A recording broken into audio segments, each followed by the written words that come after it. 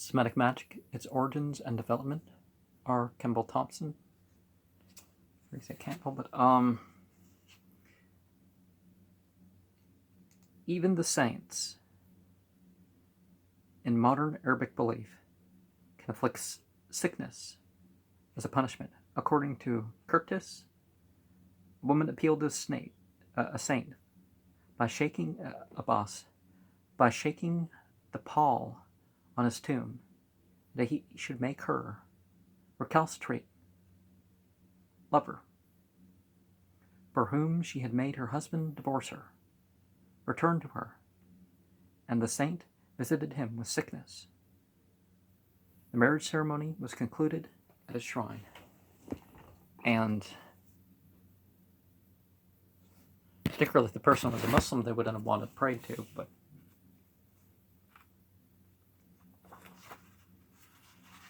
one of the most important points to notice in this text is the use of Mehmet, the Tabu, in parallelism to diseases.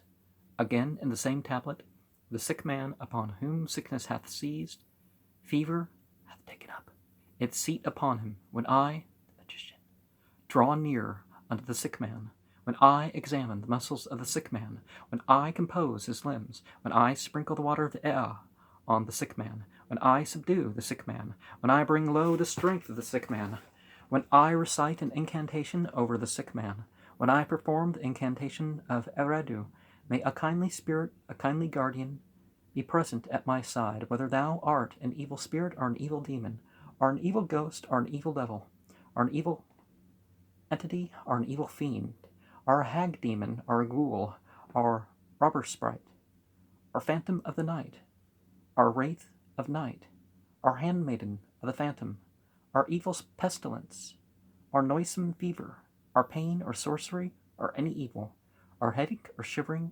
or terror, or an evil man, or an evil face, or evil spell, or evil tongue, or evil mouth, or sorcery, or any evil, be thou removed from before me.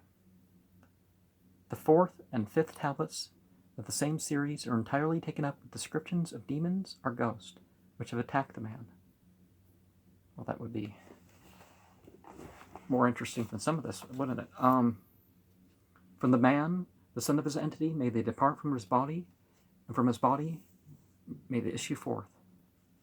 The 16th tablet is destined to avert the evil which an eclipse caused by the evil spirits has apparently brought upon a man.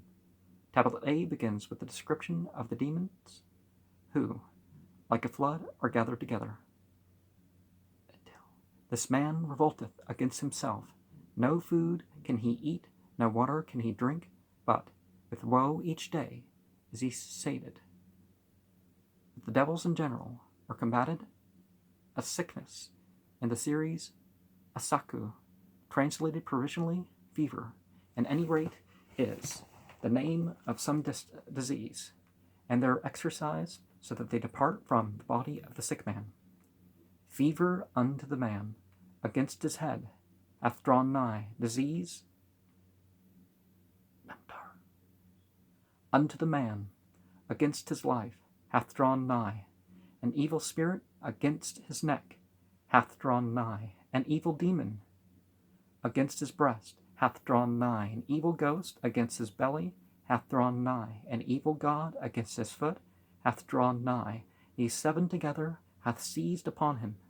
His body as a consuming fire they devour. In Primitive Culture of New Zealand Folklore by Taylor, we hear too of an idea of the body, of the parts of the body, forehead, breast, stomach, feet, etc., being apportioned each to an entity who afflicts aches and pains and ailments there. And as you see, I'm replacing, because I don't believe everything in the text that's mentioned as a god is a god, I'm saying the word entity. As with fever, so it is with headache, Tabu, which is reckoned a demon coming forth from the underworld, Namtaru, another disease, is similarly considered personified and the spirit of the evil eye has been discussed elsewhere.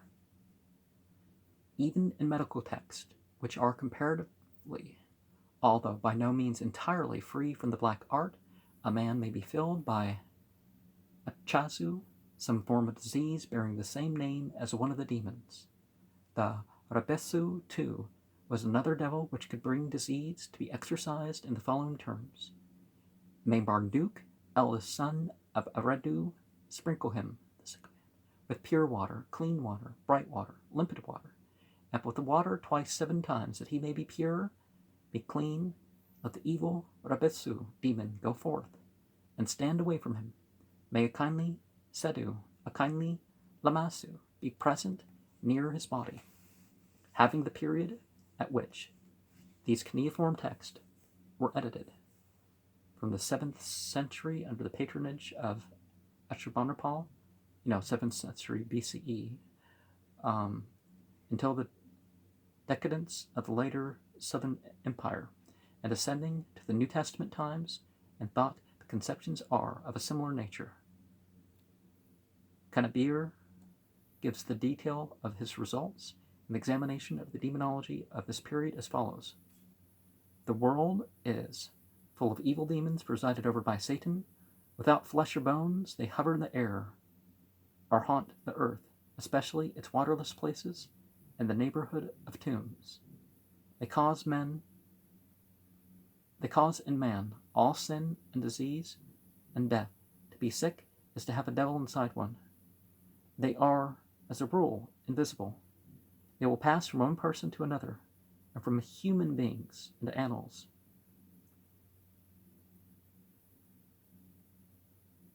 Before the advent of the Messiah, the Jews knew names, at the naming of which over the possessed the demons took to flight.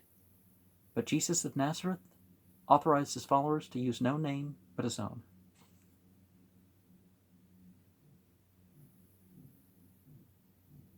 And okay, what's the quote? The present near the body part, quoting Stanley, History of Philosophy, remarks, Chadai vetutissimi jam opinati sunt damanes reper in ilia curare furorem et morbum sacrum.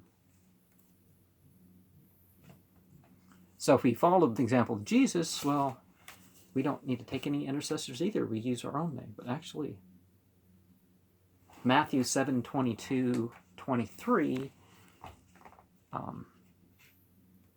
says something about doing anything in Jesus' name. For instance, take the case of the epileptic son in Matthew 17:14 and Mark 9:14. Master, I brought unto thee my son, which hath a dumb spirit, and wherever it taketh him, it dasheth him down, and he foameth and grindeth his teeth, and pineth away. And they brought him unto him, and when they saw him, straightway the spirit tear him grievously, and he fell on the ground and wallowed foaming. And he asked his father, how long time it is since this hath come unto him? And he said, from a child, and oft times it hath cast him both into the fire and into the waters. Then Christ rebukes the unclean spirit, saying, Thou dumb and deaf spirit, I command thee to come out of him, and enter no more into him. And having cried out and torn him much, he came out. The old ideas of the Arabs are the same: trances, epilepsy, fever, epidemics, and the madness, all being ascribed to jinn. The modern Jews of Jerusalem are of no wise more advanced in the present treatment of such diseases. Now, the spiritual treatment of everything really would be part of the Islamic thing, but thinking that the jinn are physically harming people and giving people diseases, has no Islamic basis. So they said Arabs, but I'm pointing out and it's most Muslims aren't Arab either. So anyways, according to Rusty Wilhelmhausen, according to the Mosul tradition, which was repeated to me by my servant Majid, a certain monk of Deir Mar Elia, a monastery about an hour's distance, was appealed to by a woman who said she had been abandoned by a caravan and left on the road, and she prayed for leave to sleep there. He admitted her, and when night came, he blew out his lamp. But hearing her approach softly, he kicked her out of the monastery with one kick. Presumably, she came back in the guise of another woman. This time, he entirely refused her admittance. Then, certain demons took counsel together and said, he will not sin with her, so he must go to the daughter of the Sultan, and one of us must enter her so that she becomes mad and make herself naked, and he will be defeated. And so it fell out. But when the Sultan sent his servants to fetch the monk, the holy man shut his eyes when he drew near and successfully exorcised the demon. When the demon came forth, the monk commanded that they should bring one of the large stones used for crushing burgle and put it on the devil's head. And they did so and cut off his head. And no one's tempted beyond what they can bear, right? So there's, whether it's nudity or something else. Now when people say, I'm going to commit the small sin and small sin and small sin, and pretty much, no, that's what we mean. It's that every step of the, it's that, I can only do this much. It's like, I'm only going to gamble this much, and then you gamble a whole bit. It's like, well, you weren't tempted beyond what you could bear. You just accepted more and more of it until you had too much of the package for you to turn back at that moment. But apparently drug addicts can quit cold turkey with pretty much anything, so that is a very strong example that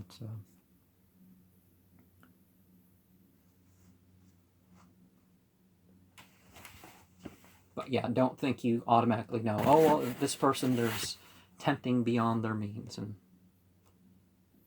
one doesn't necessarily know that sort of thing. When a Jew is afflicted with madness, I'm sorry, I rambled off there, the following sickness are the like. His room is cleaned and whitewashed, all holy books being removed, and the patient may not pray or mention holy words.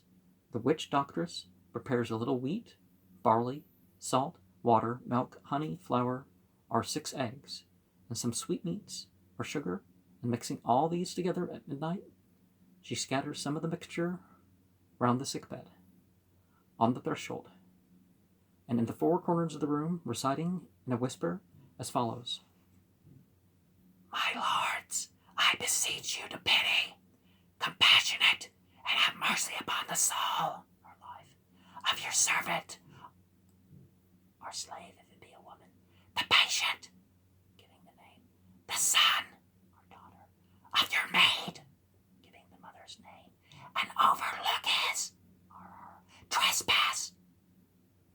And if he or she have sinned and done any evil to you, forgive and pardon his or her sins. Give him or her life and restore his or her health and strength. If to a barren woman, she adds, open her womb and restore to her the fruits of her body. And if to those who lost young children, give life to their sons and daughters, and let this honey or sugar be the sweet in your mouths and palates, to wheat and barley, to feed your cattle and sheep, and the water and salt to establish peace, friendship, love, brotherhood, everlasting covenant of salt between us and Here she breaks the eggs and pours the same in the aforementioned places, kneels and prostrates herself, kisses the ground several times, and proceeds with these words: "Here I offer you life for life, in order that you may restore the life of this patient." Very common to practices like this is the appeasement to demons, or turning one demon against another. So, obviously, if anything's not demonic, it's got to be removed from the walls. It's got to be removed from the room if possible, according to this belief. A Goodrich Freer, some Jewish folklore from Jerusalem, 1904, 15 to 186. There's a peculiar form of so-called demoniac possession in Abyssinia. I had the satisfaction of seeing in Gafat a case of Bauda. This term is given to a phenomenon of mental abstraction, in which natives explain as being possessed by a devil. The case I am about to mention happened to a female in the service of one of the Europeans. Her symptoms began in a kind of fainting fit, in which the fingers were clenched in the palms of the hands, the eyes glazed, the nostrils distended, and the whole body stiff and inflexible. Afterwards, she commenced a hideous laugh in imitation of the hyena, and began running about on all fours. She was then seized by the bystanders, and about a doctor having been called in, this individual began questioning her as to the person who had possessed her with this hyena devil. She said it was a man living in Guderu, south of Abyssinia, and also told how long the spirit would be in possession and what was required to expel him. Great care must be taken of persons thus afflicted, as cases of this kind sometimes end in death. All their demands for dress, food, trifles of any sort must be strictly attended to. In this height of the frenzy, they will sometimes carry out the idea of their hyena identity to such an extent as to attack any animal that may happen to be in the way. One woman fancied she would like a little donkey flesh, so to satisfy her strange taste, she seized hold by her teeth to the hinder part of one which happened to be near. Off went the staunch beast at a pace that nothing in the form of persuasion would lead him to adopt for the gratification of man. Off, too, clinging tight with her teeth to his haunches, went the frenzied girl. Only force would induce her to forego the tender morsel. They have several cures for this strange attack. Well, are they starving her to death? What's going on? But the never-failing one is a mixture of some obscene filth, which is concealed in some part of the house, whereupon the woman is said to go directly on all fours to where it is and swallow it. This would seem incredible, but thousands of corroborative facts known to Abyssinian residents put it beyond a doubt. The power of possessing persons with the devil is attributed mostly to Jewish blacksmiths, and women and children are terrified when they meet, in a solitary place, a blacksmith who is a Jew.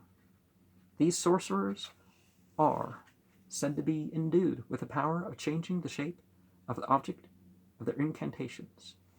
Now, wouldn't this sort of thing give the demons of the area power over all sorts of individuals?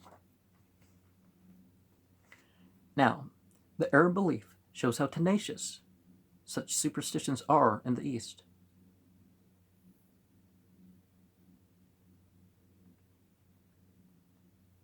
Curtis tells of a boy who had epileptic fits. The boy felt the spirit coming up through him.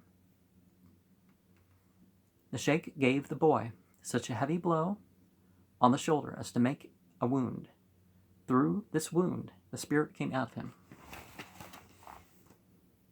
Stern describes the symptoms of the Bauta. The possessed woman, as if struck by a magnetic wire, burst into loud fits of laughter and the paroxysms of a raving maniac. She tried to bite, kick, and tear everyone within reach, and when she found herself foiled in all those mischievous attempts, she convulsively grasped the unpaved wet floor, and an imitation of the hyena gave utterance to the most discordant sounds.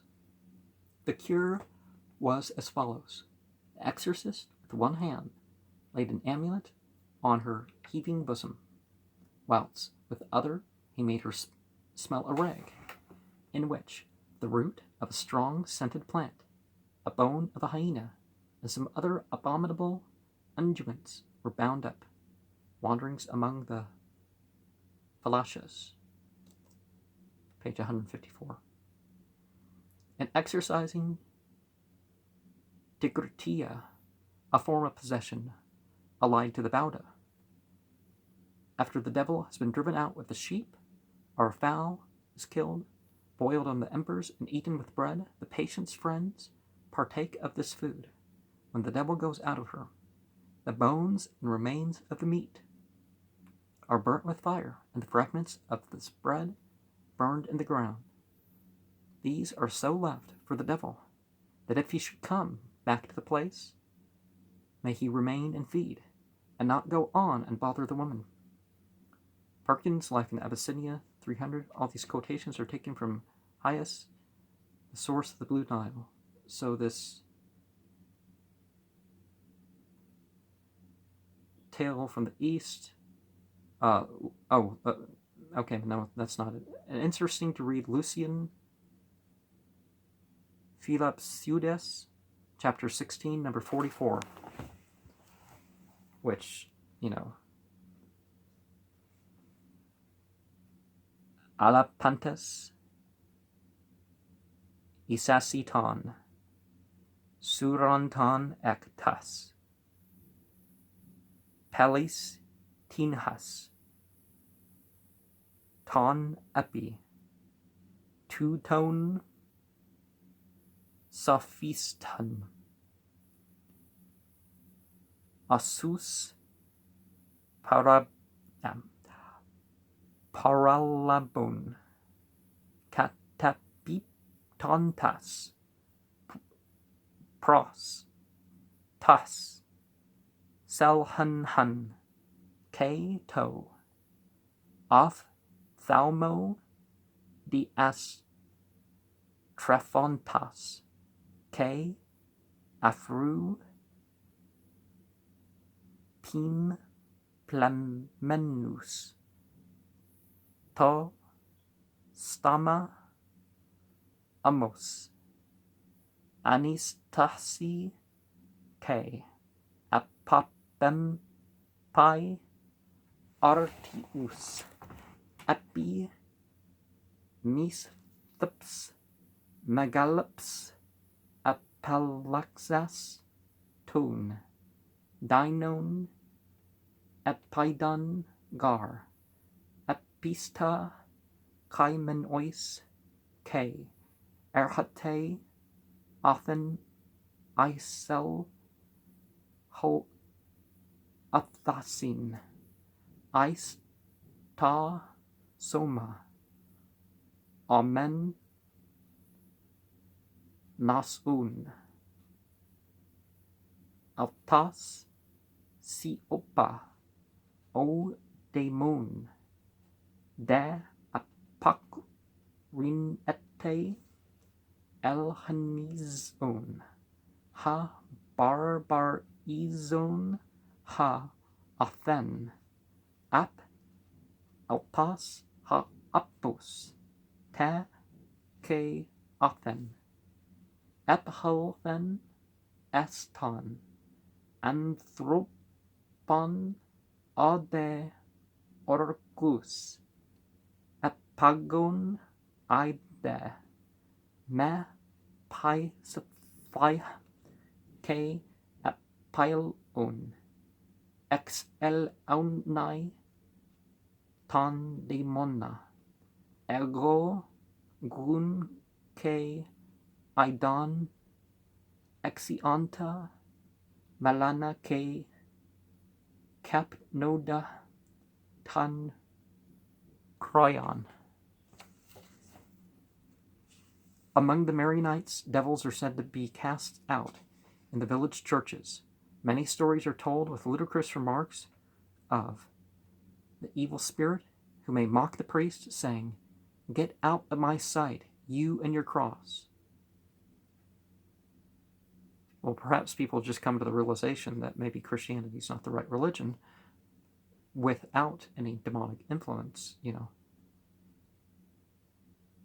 Or may call out to the crowd, proposing to enter this one or that one, who promptly turns and runs. In one case, it is said that the priest beat a girl on the head with his shoe for 2 hours before a very impudent spirit came out of her. But at length the picture of St. Anthony floated of itself from the altar and touched her lips, whereupon the devil left her, and she asked for food which she had not touched for 2 weeks. He could have beat her retarded or something. Baldensperger relates another instance. A woman living next field to ours in Jaffa was seized on by a man wrapped in white, with a pointed cap on. She was struck dumb by terror and ran into the house, but could show only by signs that something extraordinary had happened. Immediately a sheikh from Saknet, Abu Darwish, nearby was fetched, who brought his sacred books, ghost books, and to begin with administered a severe flogging to the patient. Then, burning incense all the time, he began questioning, "Who art thou?" Ghost. Out of the woman. "A Jew. How camest thou hither?" "I was killed on the spot." "Where art thou come from?" "I am from Nablus." "When wast thou killed?" 12 years ago. "Come forth out of this woman." "I will not." "I have fire here and will burn thee." "Where shall I go out?" "From the little toe." "I would like to come out by the eye, by the nose," etc.